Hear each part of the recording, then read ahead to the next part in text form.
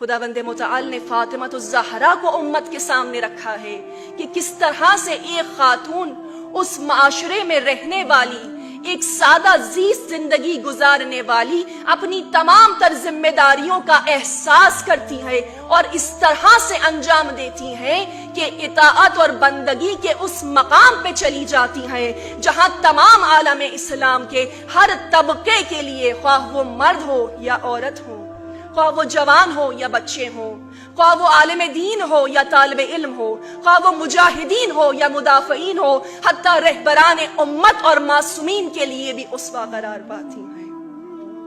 جناب فاطمہ الزہرا ہماری جان قربان ہو بیوی پر، لیکن ہمارا تعلق زہرا کے ساتھ کیسا ہونا چاہیے؟ جب بھی ہماری نگاہیں سیرت فاطمہ الزہرا سلام اللہ علیہا پر جاتی ہیں تو ہم بی بی کی زندگی کا مطالعہ اس طرح سے نہ کریں جس طرح سے ہم کوئی افسانہ یا قصہ پڑھتے ہیں کہ جہاں افسانہ ختم ہوا ہمارا اور اس کا رابطہ بھی ختم ہو گیا، بلکہ سیرت فاطمہ الزہرا کے مطالعہ اور معرفت پیدا کرنے کا حق یہ ہے کہ ایک ایک واقعہ، ایک ایک لفظ جو ہم پڑھتے ہیں یا سنتے ہیں یا سمجھتے ہیں یا بول رہے ہوتے ہیں، یہ فقط ہمارے حواس باختہ تک محدود نہ رہے، حواس ظاہری تک محدود نہ رہے، بلکہ ایک ایک واقعہ ہماری سماعتوں سے ہوتا ہوا ہمارے دل میں جا کر لگے اور پھر ہمارے کردار میں ظاہر ہونے لگے۔ یعنی جتنا زیادہ میں مطالعہ کرتی جاؤں اتنی زیادہ میری شخصیت، میرا کردار فاطمہ الزہرا سے قریب ہو جانا چاہیے۔ یہ ہے حق فاطمی ہمارے اوپر، کیونکہ جب تک ہم سیرت فاطمی کو اپنی زندگیوں میں شامل نہیں کریں گے تب تک ہم آج کے زمانوں کے فتنے اور فساد کا نہ مقابلہ کر سکتے ہیں نہ ہم اسے سمجھ سکتے ہیں۔ آج حقوق خواتین کے نام پر جس فیمنزم کا چرچا ہے، جس نے آج مشرقی خاتون کو بھی، مسلمان خاتون کو بھی اپنی لپیٹ میں لے لیا ہے، عزیزان محترم، یہ دراصل میں ایک بت ہے۔ بت خدا کے مقابل آنے والی ہر شے کو کہتے ہیں، خواہ وہ بت پتھر کے ہوں یا افکار کے ہوں۔ کیپٹلزم، کمیونزم، فیمنزم، سوشلزم، یہ جتنے بھی ازمز ہیں جن کے آخر میں ISM آ رہا ہے، یہ تمام کے تمام توحید کے انکاری ہیں اور طاغوت ہیں۔ یہ تمام نظام الہی کے بھی منکر ہیں اور وجود خالق کے بھی منکر ہیں۔ یہ ڈیوائن گائیڈنس کو پرانے گزرنے والے لوگوں کی سوچ قرار دیتے ہیں، لہٰذا آج اس کی ضرورت محسوس نہیں کرتے۔ جب بھی آپ ان کا نعرہ سنیں گے ہمیشہ ایک لفظ تکرار ہوتا ہے، رائٹ، حقوق، لیکن وہ ایک لفظ جو آپ کو ان کی تحریک میں کہیں بھی نظر نہیں آئے گا وہ ہے ذمہ داری، رسپانسبلٹی۔ کبھی مسئولیت کی بات نہیں کریں گے، کبھی ذمہ داری کی بات نہیں کریں گے، اور دراصل میں جن حقوق کی بات بھی کر رہے ہوتے ہیں یہ حقوق وہ ہیں کہ جو کیپٹلزم کو فائدہ پہنچا رہے ہوتے ہیں یا جو جسم اور شہوت سے منسلک ہوتے ہیں۔ دینی اصطلاح میں ان تمام کو حقوق کہنا بھی مناسب نہیں ہے، بلکہ یہ بے راہ روی ہے۔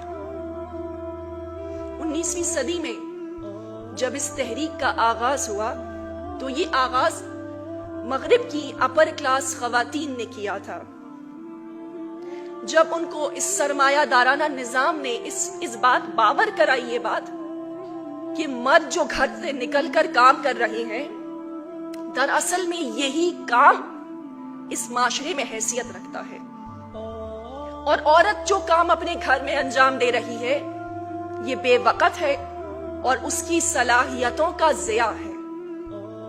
بس جب عورت کو یہ بات باور کرائی گئی تو انہوں نے حقوق کا، مساوی حقوق کا نعرہ لگایا، ایکول رائٹس کا نعرہ لگایا، اور ایک طرف یہ تقاضا کیا کہ مردوں اور خواتین کے حقوق برابر ہونے چاہیے اور خواتین پہ ہونے والا تشدد ختم ہونا چاہیے۔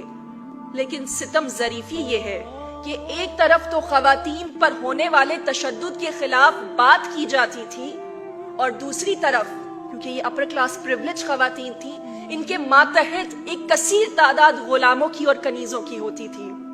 ایک طرف نعرہ لگاتی ہیں کہ خواتین پہ تشدد بند کیا جائے، اور دوسری طرف جو ان کے ماتحت غلام ہیں ان کے ساتھ ان کا رویہ وحشیانہ ہوتا تھا۔ یہ ہے فیمنزم کا منافق چہرہ، یعنی جہاں اپنا مفاد ہو وہاں پہ آواز بلند کی جائے، ورنہ باقی تمام میدانوں میں خاموش رہا جائے۔ اس کے مقابلے میں دین اسلام نے ایک بہترین روپ پیش کیا ہے، اور وہ روپ فاطمی کے طور پہ سامنے آیا ہے۔ فاطمی روپ کے سامنے، ہماری فاطمی روپ کی صورت میں ہمارے سامنے آیا ہے، کہ جس میں اوائل سے ہی غلاموں کو انسانوں والے تمام حقوق عطا کیے گئے، یہاں تک کہ جناب فاطمہ الزہرا نے اپنے گھر کا ماحول ایسا بنایا تھا کہ جہاں پہ ان کی اولادیں ان کی کنیزوں کو ماں کہہ کر پکارا کرتی تھیں۔ اب ہمارے سامنے یہ دونوں چہرے موجود ہیں، یہ دونوں راستے موجود ہیں، انتخاب ہم نے خود کرنا ہے۔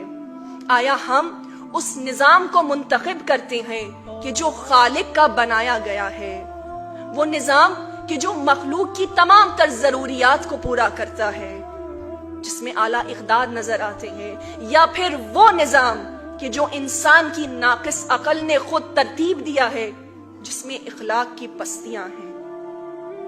بس عزیزان محترم، فیمنزم کا مقصد خاندانی نظام کو تباہ کرنا ہے۔ یہ کہتے ہیں کہ کسی مرد کا کسی عورت پہ کوئی حق نہ ہو، نہ کوئی ولی ہو، نہ کوئی سرپرست ہو، عورت خود سالار ہو اور اپنے تمام معاملات خود طے کرے، نہ اس کا اپنے شوہر کی نسبت، نہ اس اپنی اولاد کی نسبت، اور نہ اپنے والد کی نسبت، کسی بھی طور پہ نہ کوئی ذمہ داری ہو اور نہ کوئی پابندی ہو۔ بس یہ اس آزادی کی بات کرتے ہیں، جبکہ سیرت فاطمہ الزہرا نے ایک ایسا مثالی خاندانی نظام رول ماڈل بنا کے سامنے رکھا، جہاں جناب فاطمہ الزہرا نے نہ صرف اپنی گھریلو ذمہ داریوں کو بلکہ اپنی تمام معاشرتی ذمہ داریوں کو بھی سمجھتے ہوئے اس طرح احسن طریقے سے اپنے نسوانی وقار کو برقرار رکھتے ہوئے انجام دیا کہ آج یہ خاندان کی عظمت کے معترف ہمیں مشرکین میں نظر آتے ہیں۔ آج اس تمام تر یلغار اور اس تمام فساد کا جو حملہ ہے وہ مسلمان عورت پہ دو چیزوں کا ہے۔ بس دو چیزیں مسلمان عورت سے دور کر دی جائیں، یہ خود بخود تباہی کے دہانے پر پہنچ جائیں گی۔ ایک حجاب اور دوسرا قرآن۔ حجاب عزیزان محترم کپڑے کے ایک ٹکڑے کا نام نہیں ہے، بلکہ حجاب زندگی گزارنے کے طریقے کا نام ہے۔ ایسی زندگی کہ جس کا عنوان اطاعت خداوندی ہو، ایسی زندگی کہ جو تقوی، حیا اور عفت سے مزین ہو، ایسی زندگی کہ جہاں جلوتوں سے زیادہ خلوتیں پاکیزہ ہوں عورت کی، اور دوسرا قرآن کہ جو ضابطہ حیات ہے اور عشق فاطمہ الزہرا سلام اللہ علیہا ہے۔ بارگاہ خداوندی میں دعا کی تھی کہ جب تک میں زندہ رہوں مجھے تلاوت قرآن نصیب ہوتی رہے۔ ہمارا عشق جناب سیدہ ہے، لیکن سیدہ کا عشق قرآن ہے۔ بس ہمارا رابطہ قرآن سے کمزور نہیں ہونا چاہیے۔ جہاں ہمارا رابطہ کمزور ہوا وہیں پہ دشمن کا حملہ تیز تر ہو جاتا ہے۔ جب تک قرآن ہماری زندگیوں کا حصہ نہیں ہوگا ہم ان فسادات کو سمجھ نہیں سکتے، اور جچتا ہی نہیں ہے کہ ایک پیروان فاطمہ الزہرا کا رابطہ قرآن کے ساتھ کمزور ہو جائے۔ قرآن نے اصول بیان کیا ہے نا سورہ نور میں، الخبیثات للخبیثین والخبیثون للخبیثات والطیبات للطیبین والطیبون للطیبات، کہ خبیث چیزیں خبیث لوگوں کے لیے ہیں، لیکن پاکیزہ چیزیں پاکیزہ لوگوں کے لیے ہیں۔ بس سیرت فاطمہ الزہرا سے زیادہ پاکیزہ شے کیا ہوگی؟ لیکن یہ سیرت وہاں نظر آئے گی جہاں پہ کردار اور سوچ کی پاکیزگی ہوگی۔ جب تک یہ پاکیزگی نہیں آئے گی نہ ہم اپنی ذمہ داری سمجھ سکتے ہیں، نہ اپنے مقصد خلقت تک قریب ہو سکتے ہیں۔ تو بس اب ہمیں کیا کرنا ہے عزیزان محترم؟ اس یلغار کے مقابلے میں ہم نے مقابلہ کرنا ہے۔ کیسے مقابلہ کرنا ہے؟ ہم نے ایک مضبوط فاطمی روپ دنیا کے سامنے رکھنا ہے۔ اسلام نے کہیں منع نہیں کیا عورت کو کسی شعبے میں جانے سے۔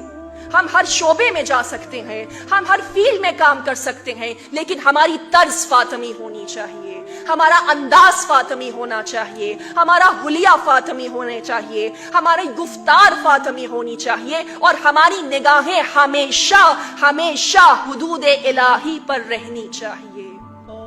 کام ہم جو کچھ بھی کریں، ہماری نگاہیں اپنے مقصد خلقت پہ ہونی چاہیے۔ تعلیم ہم جو بھی حاصل کریں، اس تعلیم کا مقصد ہمیں خدا سے قریب کرنا ہو۔ اگر یہ تعلیم ہمیں خدا سے قریب نہیں کر رہی تو یہ تعلیم ہمیں تباہ کر رہی ہے۔ اور علامہ اقبال نے اس پوری گفتگو کو چند اشعار میں بڑی خوبصورتی سے سمیٹا ہے۔ آپ کی سماعتوں کی نظر کرتے ہیں۔ تہذیب فرنگی ہے اگر مرگ عمومت، تہذیب فرنگی ہے اگر مرگ عمومت، ہے حضرت انسان کے لیے اس کا ثمر موت۔ جس علم کی تاثیر سے زن ہوتی ہے نا زن، جس علم کی تاثیر سے زن ہوتی ہے نا زن، کہتے ہیں اسی علم کو ارباب نظر موت۔